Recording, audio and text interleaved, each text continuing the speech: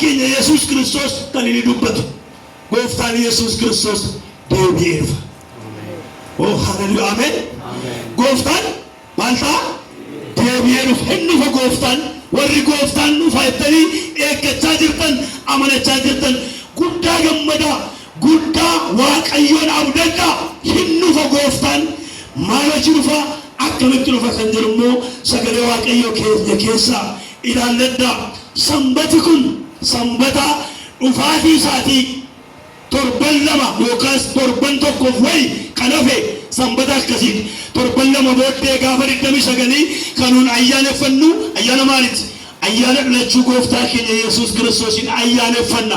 Amma garuu inni sun ayyaana dhalachuu isaatiif garuu kan nuyi dhimmine eeggachaa jirru maa inni gooftaan keenya Yesuus Kiristoos deebi'ee dhufaa kan jedhu sagalee Waaqayyoo nutti beela waan ta'eef dhufaatii isaa eeggachaa jiru. Macaafa qulqulluu keenya keessaa yoo ilaaltan baay'ee namoonni waa'ee ergaa kanaa sodaachaa waa'ee ergaa kanaa kan dubbatan kan dubbannu sababii isaa ergaa kan yoo ilaaltan wangeelota warra kaan ilaaltan ergaa kan biraa yoo ilaaltan eenyu akka barreesse beekamaadha. Abaluutu barreesse, Phaawulostu barreesse, Yaaqoobtu barreesse, Maatiyoostu barreesse, Abaluutu barreesse. Ergaa gara dhumaa kana keessatti garuu abbaan ergaa kana barreesse hamma ammatti Abalu jedhamee hin waamamne hin moggaafamne. Teolojiyaansin baay'een kaanii qoratanii hamma ammatti beekamaa miti abbaan isaa beekamaa miti jedhanii warri hayyuu ta'an baay'ee yeroo isaanii kan itti kennan Waaqayyoo ogummaa garaagaraa kan kenneef hamma ammatti abbaa barreesse kanaa hin beekamu jedhanii darban. Namoonni tokko tokko immoo ergaan kun ergaa Phaawulos barreesse fakkaataa jedhan. Fakkaataadhaan immoo lallabnu, fakkaataadhaan immoo dubbannu, fakkaataadhaan immoo hin barsiifnu. Waan asirratti caafame isa caafame lallabna, hin caafamne taanaan immoo dubbachuu hin dandeenyu. Waaqayyo nuuf hin eeyyamu. Galanni isaaf haa ta'u. Kanaafiyyuu ergaan kuni eenyu akka isa barreesse hamma ammaatti yookaan immoo eenyu akka isa barreesse abbaan isaa hin baramne macaafni qulqulluunis afaan qabatee nus waan Waaqayyoo afaan qabatee dhoksaa isaa kaa'ee fiduu qabdeen galgalaaf ganama achi gorree achi gorree kitaabota garaagaraa qorree yookaanis immoo wantoota tokko lama walitti harkifne abalu jechuu hin dandeenye. Waan Waaqayyoo callisee caaljennanuunis. Haleluuyaa ameen. Waaqayyoo dubbannaan hin dubbanne Waaqayyoon dubbatu taanaan immoo sagalee Waaqayyoo callifne dhoksaan isaa kan Waaqayyooti jennee Waaqayyoof dhiibne darbina. Macaafa qulqulluu kana beeka yoo jettan uumamaa kaasee hamma mul'ataatti beeka naa galeera nan dubbisa qoradheera dubbiseera si'a lamaaf sadii yoo jettanii wanti isin hin beekne as keessa jira dhoksaan isaa kan Waaqayyoo waan ta'eef. Kanaaf Waaqayyoo ofii isaa duwwaa kan beeku, Waaqayyoo ofii isaa duwwaa kan hiiku, Waaqayyoo ofii isaa duwwaa kan adda baasu Waaqayyoo qaba waan ta'eef. Garuu balanni barreeffame warri barreessan 80-90 gidduudhaa jedhanii dubbatu. Kan inni barreeffameef immoo ergaansaa yookaas ijoolsaa jedhanii gaafa sagalee kana gulaalanii ilaalanii warra amantii warra Yihuudootaarraa gara kiristaanummaa warra dhufan afaan isaanii immoo afaan Armaayikaa warra dubbatanii isaan kanaaf sagaleen Waaqayyoo jabeessee dubbataa jedha. Har'as Waaqayyoo ganama kana warra kan isaa ta'aniif sagalee isaa hin dubbatu. Harka mirgaa ol qabaa Waaqayyoo naa dubbataa jedha. Irra deebi'aa Waaqayyoo naa dubbataa jedha. Waaqayyoo immoo naaf dubbataa jedha. Waaqayyoo warra kan isaatiif hin dubbata. Warra dubbachuu hin dandeenye, warra dadhaboo ta'an, warra orma turan, warra boggaa ta'aniif Waaqayyootu dubbata. Kanaaf isaan kanaaf Waaqayyoo yookaas immoo isaan kanaaf barreeffame jedhe. Sababii inni barreeffameef maal ta'an jarri kun rakkoon isaanii maali yoo jenne inni tokkoffaan amantii isaaniitti warra dadhabaniif barreeffame. Amantii isaaniitti warra dadhabaniif. amantii isaaniitti warra abdii kutataniif, amantii isaaniitti warra booddee deebi'aniif, amantii isaaniitti warra jilbi isaanii laafiif, kadhachuu warra dadhabaniif, hojjechuu warra dadhabaniif, abdii warra kutataniif, haalli kan isaan hin mijanneef Waaqayyo sagalee isaatiin isaan jajjabeessuudhaaf isaaniif barreesse warra amantii isaaniitti dadhabaniif. Ibroota boqonnaa 6 lakkoofsa 12 yoo dubbiftan dubbiin Waaqayyo kutaa sana keessatti namoonni dadhabuu isaanii, booddee deebi'uu isaanii, laafuu isaanii achirratti sagalee Waaqayyoo ilaaltu. Akkas jedha abbaan Ibrootaa boqonnaa 6 lakkoofsa 12 kuni isin daadhii utuu hin ta'in fakkeenya warra amantiif obsaan wanta abdachiifame argachuu jiranii akka fudhatan hin barbaanna. Isin jireenya daagummaa, jireenya dadhabummaa, jireenya booddee ta'uu, jireenya abdii kutachuu hin ta'in jireenya abdachiifame sana akka argataniif hin barbaanna, isinii kadhannaa hin feena jedhee sagalee Waaqayyoo dubbata. Kanaaf har'ayyuu namoonni baay'een kiristaana kan ta'an, gooftaa kan fudhatan daagummaadhaan booddee isaanii kan deebi'an, daagummaadhaan kan dadhaban. Daagii jechuun tarii isinii galee ni wayyaa. Daagii jechuun beekamaadha. Beekamaa ta'ii dhokte. Daagii tarii warri akka koo gara biyyaarraa dhuftan, lafa qonnaadhaa warri dhuftan, nagada keessa maatiin keessan kan nagadan magaalaa yoo ta'u dhaabaate malee beekamaadha. Biyyatti yoo ilaaltan harree daagiin jirti, qotiyyoo daagiin jirti, namni daagiinis jira. Itti harreetti fe'atu hundumtuu warree fe'atee gabaa dhaqaa yoo dandeessee hin deemtu ta'e garanaan hin dhaha, garanaan hin rukutu, gurra ishee keessa rukutu, asin hin rukutu. Qotiyyoon moo sangaan moo camadanii nan qotatanii yoo hin deemu ta'e reebuu garafaa oolu namichi du'a isaatu gala. Akkuma harree daagiin jirtu, akkuma sangaa daagiin jiru, akkuma namni daagiin jiru, konkolaataa daagiinis jira waan jiru. Gara kanatti dhufna jira waan jiru. Asii baatanii gaafa Finfinnee dhattan ganuma yaabbattanii sa'aatii lamatti gaafa asii maaloo abboo makiinaa tokko makiinaa miti kun hin deemu harreedha malee makiinaa maaliitti kan jettan. Akkuma kanammoo sagaleen Waaqayyoo daagiin ta'inaayidha. Maqaa Yesuus Kiristoosiin nan jedhaa ganama kana hafuura daagii Waaqayyoo nurraa haa galchu. Waan waamee jira hafuura daagii nurraa haa galchu. Hafuura daagii miti irrammoo yoo ilaalle gara keenya kan nuuf maal taate maaliif gooftaan mana gooftaan dhuftu maaf hin faarfattu maaf hin lallabdu maaf hin jajjabattu yoo jenne irra maal ta'e daagiin ta'e jiru maal ta'edha. Eeshoo Waaqayyoo sinaa eebbisu biisiin ta'edha. Biisi kunis biisi, faarfataan biisi, lallabaan biisi, amantoonni biisi, hundumtuu biisi. Biisi kan nu jechisiisu guyyaa irraa maqaa Yesuus Kiristoosiin Waaqayyo yeroo keenya nuuf haa eegu. Waaqayyo yeroo keessan haa eegu. Maali yoo jettan irra maali waldaa oolte maal rakkatte biisiin ta'ee akkas tarraan bulee kana ta'an jiru. Ilaa asii maal nimatu ganama yoo sinnattanii hojiidhaaf suuqii qosoqqooftan yookaas iddoo hojjetan hin kaan maaliif edda qaamaan bulee ciqilfadheen akkas ta'a ture waan ta'eef amma hin danda'u qoy lafti haa'uu sa'aatii afuritti yoo makiinaa barbaadan yoo bajaajii barbaadan hin kaan maaliif ganama galgala maal ta'a ture qaamaa bura waan ta'eef biisii isaan godha noo maaltu biisii ni godha maqaa Yesuus Kiristoosiin ganama kanaaf hundi kun nurraa kan cabe haa ta'u. Kanaaf jara kanaan maayila beektu abbaan ergaa kana daagummaa keessaa baay'ina. Yeroo isaa yeroo daagii taa'ee utuu hin yeroo fiiganidha. Yeroo fiiganii nama barbaachisu gaa'uudhaan deemi hafuura daagummaa dhiisaati, hafuura biisummaa dhiisaati. Ka'ee wanta abdachiifametu jira, wanta qabattutu jira, wanta bira geessitu jira. Ka'ee ittiin jechuu barbaada abbaan ergaa kana har'as Waaqayyo tuttuqee nu haa kaasu. Ameen. Nama baay'ee nu jalaa baay'ee. Nama baay'ee dhamne. Namni nuun abdanne, firri nuun abdanne baay'een isaan nyaatame, baay'een isaan dadhabe. Kanaaf hafuurri daagummaa kun isaan qabate kana keessa akka ba'aniif, dadhabbii kana keessa akka ba'aniif, akka isaan jabaatanii ka'aniif sagalee Waaqayyoo kana abbaan ergaa kana isaaniif barreessa. Inni kan biraan yoo ilaaltan dubbii Waaqayyoo kana eebba karaa Kiristoos argatan akka itti jiraataniif barreessaaf. Inni sadaffaan faayinaaf jireenya bara baraa akka hubataniif ergaa Waaqayyoo kana jara kanaaf barreesse.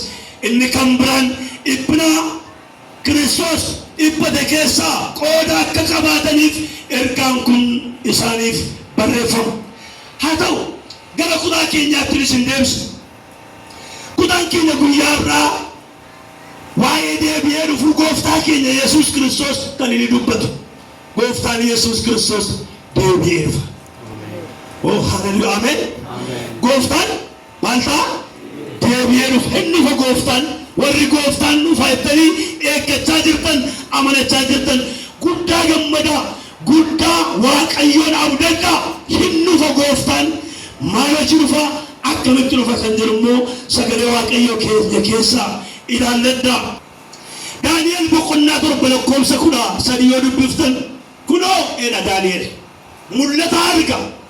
Kakuu moofaa keessa taa'ee ganaa isa dhalatee erga dhalatee immoo deebi'ee du'ee immoo gara abbaa dhaqee deebi'ee immoo dhufee ijoollee isaa fudhatu kana mul'ata Waaqayyoo arga.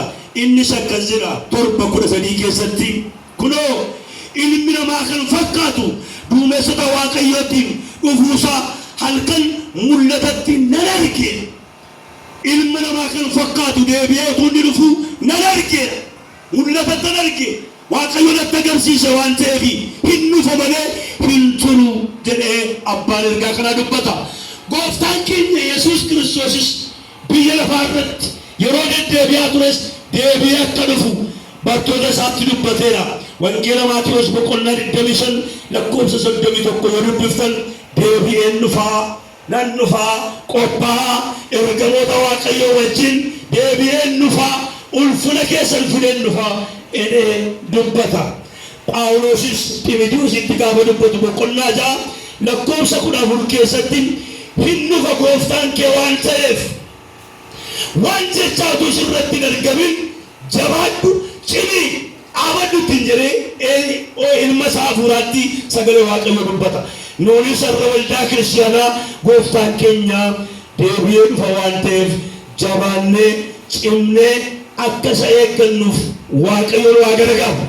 Waan jechaa malee gaafa dhufu Yesuus balbala nu banee kottu gara mirga Waaqayyoo abbaatti galii nuun jedhee nu simatee akka iddoo sana nuuf kennuufi jabaannee Waaqayyoon kadhachuun bu'eessa. Jecha jechuun dadhabbii tokko malee, kufaatii tokko malee, booddee deebi'uu tokko malee, argalfannaa tokko malee jabaannee dhaabannee gooftaa keenya akka eeggannuuf Waaqayyoo hunduma keenya nu haa gargaaru. Yesuus maaliif deebi'ee dhufa? Waan gabaabduun isinitti hima. Yesuus maaliif deebi'ee dhufa? Maal hojii dhufa Yesuus? Maal hojii dhufa? Amma yoo ilaaltan Yesuus Kiristoos deebi'ee dhufa kan jedhu namni beeku yoo jiraate jireenyi isaa maal fakkaata? Haalli isaa maal fakkaata?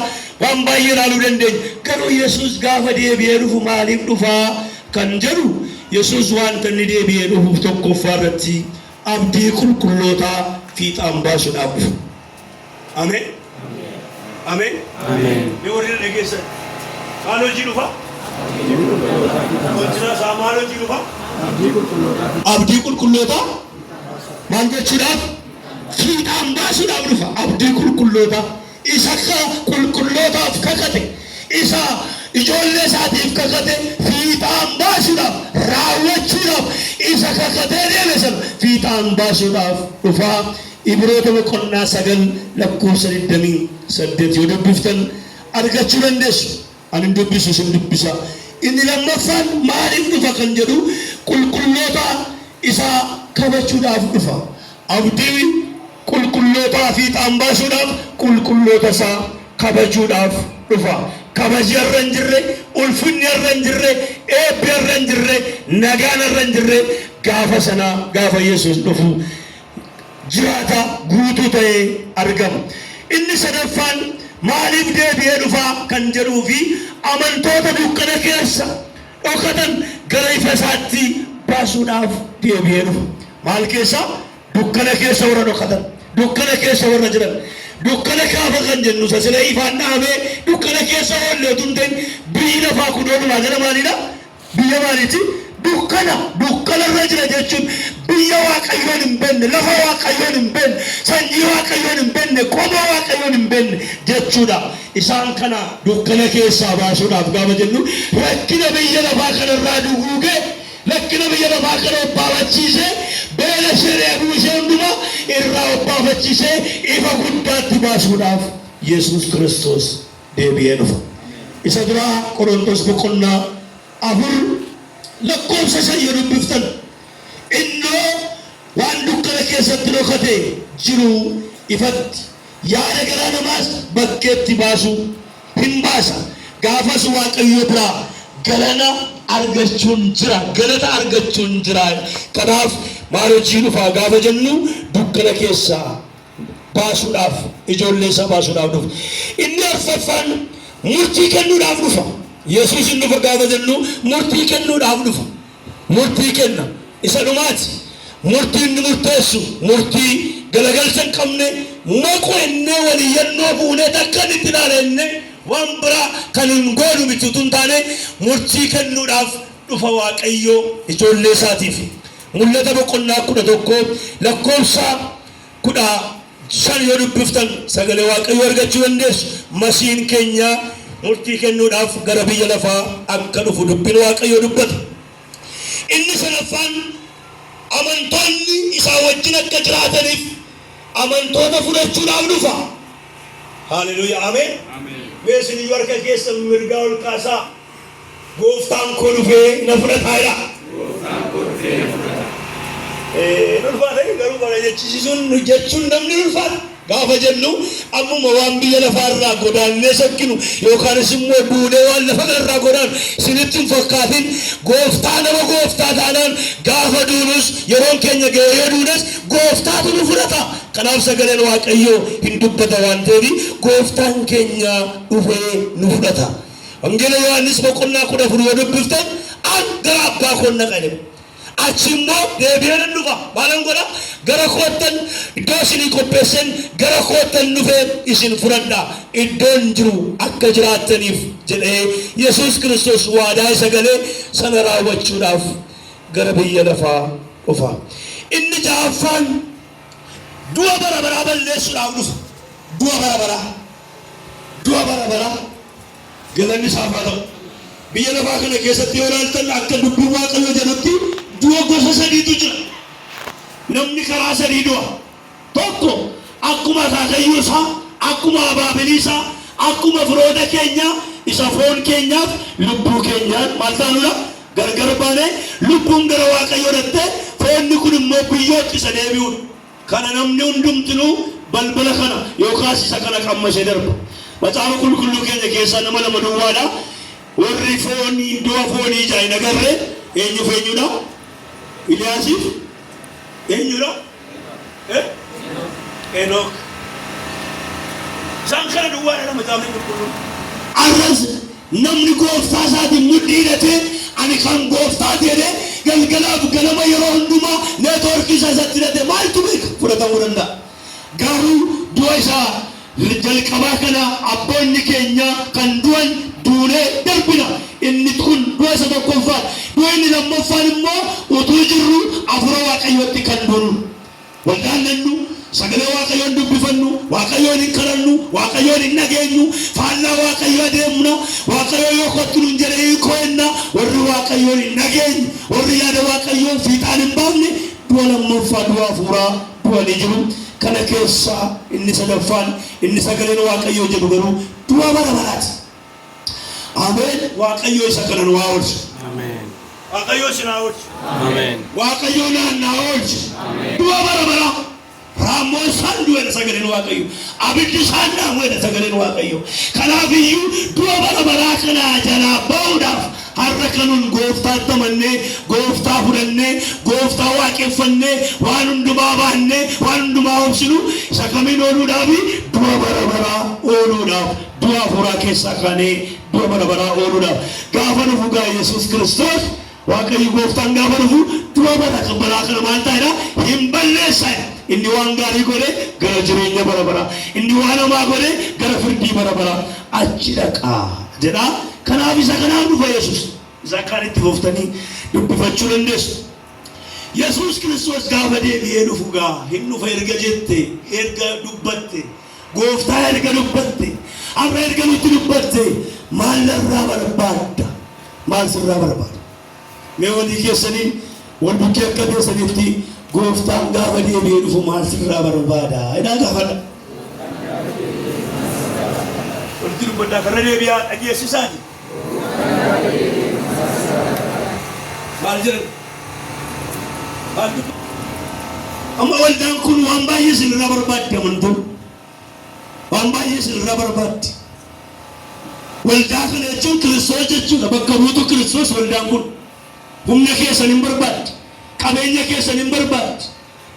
Kurnaffaa keessan beekumsa keessan hin barbaadde. Tajaajila keessan hin barbaadde. Waldaan isinirraa isin immoo waldaa irraa waan barbaaddan qabdu. Waldaan immoo waan barbaadde isiniif kennite. Amma Yesuus Kiristoos hin dhufa erga ta'e. Abdii qulqullootaa fi xambaasuu dhufa erga ta'e. Warra kan saatii fudhachuudhaaf dhufa erga ta'e. Maal irraa barbaada? Maal qabbeen eegaa? Maal hin dura salaamata? Maal qabnaar? Ishee kana waan tokko lama sin gaafadha. Maal qabdu? Maal qabdu? Amma utuu namni tokko mana keessa nan dhufa jedhe.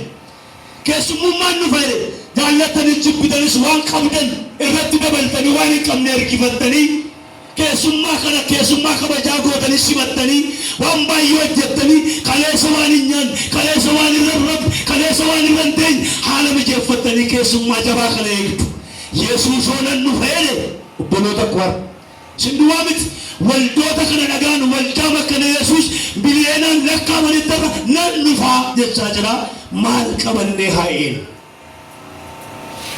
Yaa Waaqayyo nu gargaara. Ameen. Akkamittan dhufa Yesuus? Xiyyaaraan dhufa? Konkolaataadhaan dhufa? Yesuus maaliin dhufa? Akkamitti dhufa? Akkamitti? Akka maalitti? Jira dubbadha akka maalitti? Akka hattuutti dhufa. Hattuu. Hattuu yeroo isheen dhuftu hin beekan. Yeroo isheen mooraa seentu hin beekan. Yeroo isheen kiisii seentu hin beekan. Warri moobaayilii gattan. Moobaayiliin kan isin keessaa fudhatan. Jira qaanii miti ana keessaas fudhataniiru. Maal isin of keessaa dhabdanii wayyoo eettanii galagaltan. Anis finfinnee bira keessaa fudhataniiru kunoo. Balbaluma mana barumsaatti na keessaa fuudhan galuu kan jedha waan tokko hin dubbanne akka tarraa ta'e simii tokko mastaawashaa keessa kaa'adhan deema dhaqeen birrii 1,000 wayin bitannee isheetii qof dandee keessa kaa'ee kan biraan nan barbaadinaa kanaan na barbaadaa jedhin waan tokko gaddeerise. Hattuun yeroo isheen kiisii isin keessa yookaan mana keessan galtu namni beeku hin jiru erga fudhatameef ilaalla. Yesuus Kiristoos guyyaa dhufaaf halkan dhufaaf galma dhufaansaa utuu faarfannuu dhufaasaa utuu lallabnuu dhufaasaa utuu waaqeffannuu dhufaasaa hin beekamu waan ta'eef yeroo isaa hin beekamu. Isa yeroo isaa hin beekamne kanaaf immoo isa yeroo isaa beekamu kanatti akka jiraannuuf Waaqayyo nu haa gargaaru. Ameen. Kanaaf akkaattuun tan dhufaa jedhe. Kanaaf Yesuus gaafa dhufu maal argata? Maal irraa argata? Maal irraa barbaada? Sagaleen Waaqayyo akka nuun jedhu lakkoofsa 35 Ibroota boqonnaa 10 lakkoofsa 35 kutaa keenya yoo ilaaltan maal keessan hin gatinaa jedha. Warri dhageessan maal keessan hin gatinaa? Amantii keessan isa gabbate kam isa gati jabeessa sana hin gatinaa jedha. Haaleluyyaa ameen. Beesni warka keessa irraas amantiin koo gati jabeessa jedha. Gati jabeessa moo gati jabeessa? Kan dessaa lachu bakka gammadda gati jabeessa. Gati jabeessa amantiin keenya. Kanaaf sagaleen Waaqayyo akka caccabaa malkabaatti illee kaayina jedhama. Akka mi'a gati harkatti dhabeetti illee kaayina jedha. Maaliif amantiin keenya gati jabeessa. Kanaaf sagaleen Waaqayyo abbaan ergaa kun amantiin kee gati jabeessaati. Jabaadhu hin gatin jedha. Amantii akka jedhu abboonni keenya warri durii amantii naa kenni. Yaa garraabii gooftaa. Arbannaa galataa dhiibdame. Waaqayyo nuuf hadisu. Ameen. Arbannaa galataa jiru. Badee waldaa keenya keessatti amantii abboonni durii. Amantii naa kenni. Yaa garraabii gooftaa. Waaqayyoon kadhatu. Waaqayyo amantii nuuf haa kennu. Amantii. amantii. Baratti dhaloonni amantiinis baratti dhaloonni amantiin amanuu dadhabe. Baratti dhaloonni amantii namaan fayyadu. Baratti asii keessatti baratti dhaloonni ofii kadhachuun ishee kadhata namaan jiraatu. Baratti namni jilbeenfachuun ishee jilba namaan jiraatu. Baratti namoonni kadhachuun ishee qabeenya isaan jiraatu keessa jirra. Kanaaf amantiin irraa barbaada. Amantiin moromina keessan kaa'u. Amantiin moromina keessan kaa'u. Amantiin immoo gabaadhaa bitannee suuqii bitannee harka namni nurra kaa'e nu keessa kaa'atu hin ta'in. Amantii yoo garaa keenya guutuu amannee Waaqayyoon argachuu dandeenya. Waaqayyo amantii nuuf haa kennu. Amantiin jiraa yakkanamma. Barumsaa biratti amantiin babal'ate baratti waan garaagaraa fakkaata. Yeroo itti miidiyaan kun lafarra fudhate yeroo itti namoonni hundumtuu miidiyaatti deemanii sana ilaalaa oolan bara amantiin jiru fakkaata. Deemamee garuu yoo deemame yoo gadi qotame amantii utuu hin ta'in waan biraa ta'aa jira. Yeroo keessan hin gubinaa. Yeroo keessan hin gubinaa. Isinin jechuu koo miti nama baay'ee mana baay'ee wangeelli hin jiru. Inni kun hin jiru. Wangeelli dhiifameera. Garuu tirii gurguddaa qabna. Garuu namoota baay'ee qabna. Namoota wajjin waaqeffannu, namoota wajjin kadhannu, namoota nu kadhatan, namoota gurguddaa baay'ee qabna. Kun garuu hin jiru. Kadhachuu hin dandeenye, jilbeenfachuu hin dandeenye. Gaafa dhufu karaa abboobaluu dhufatu hin ta'in, karaa paasterii dhufatu hin ta'in, karaa wangeelaawwii dhufatu hin ta'in, karaa raajii abaluu dhufatu hin ta'in, karaa sakkasii dhufatu hin ta'in. Yesuus akkaatootti gaafa dhufu kan inni sirraa barbaadu amantiidha. Waaqayyo amantii nuuf haa kennu. Gooftaanis dubbatin. Gooftaan dubbatin. Sababa tajaajilu kana shakke Yesuus. Sababa tajaajilu kana Yesuus shakkeeti. Gaafa nu fuudha wangeela Luqaas boqonnaa 18 lakkoofsa 8 yoo dubbiftan gaafa deebi'ee dhufu gaafa ilmi namaa deebi'ee dhufu maal argataa? Amantii lafarratti argataa laataare. Abbaan gammachiis maali? Moo jire? Gaafa abbaa gammachii yoo dubbifte moo jire? Gaafa irratti amantii argata laataare amantiin jira. Amantiin jira. Jira amantii qabna.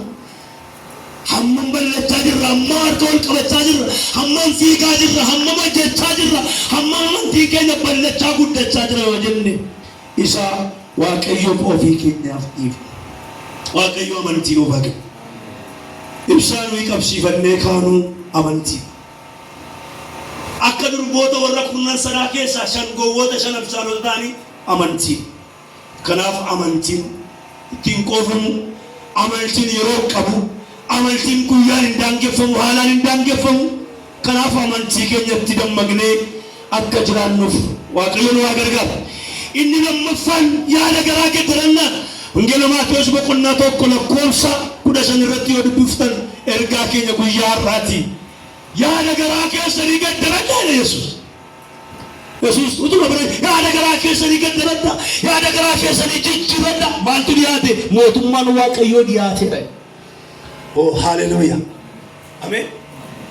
Amen. Yaada garaa keessanii geeddarannaa. Jijjiirannaa. Mootummaan Waaqayyoo dhiyaateera. Yaada garaa. Warra yaada garaa isaanii geeddaratan mootummaa Waaqayyoo dhaalu, mootummaa Waaqayyoo argatu waan ta'eef. Galanni isaaf haa ta'u. Nama tokko akkas naan jedhe. Jaarsolii waldaati. Nama ta'etu yookaas du'aan boqote.